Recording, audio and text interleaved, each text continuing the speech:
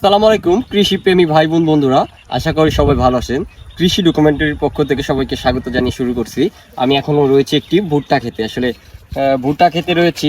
আর গাছে ভুট্টা অলরেডি ধরতে শুরু করেছে, দেখতে পাচ্ছেন।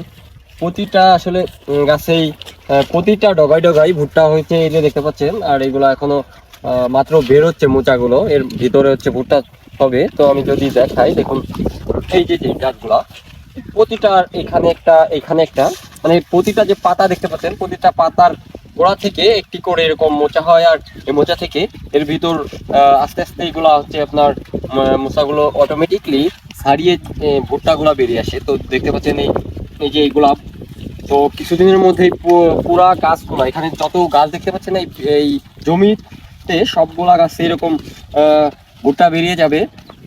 আর বর্তমান সময়ে আমাদের এই নড়াইলে প্রচুর পরিমাণে ভুট্টা চাষ হচ্ছে, কারণ এইটা ভুট্টা চাষটা অনেক লাভজনক একটি আর কি ফসল, যার কারণে হচ্ছে এই ভুট্টা চাষের দিকে অনেকেই ঝুঁকতেছে আসলে। আর খরচটা অনেক তুলনামূলক কম, তাছাড়া হচ্ছে এখানে সার বিষের পরিমাণ অন্য অন্য যে ফসল আছে তার থেকে কম। এক কথা হচ্ছে অন্য ফসল থেকে খরচ তুলনামূলক মানে কম, যার কারণে হচ্ছে লাভের পরিমাণটা বেশি। এই কারণে হচ্ছে অনেকেই ভুট্টা চাষ করতেছে।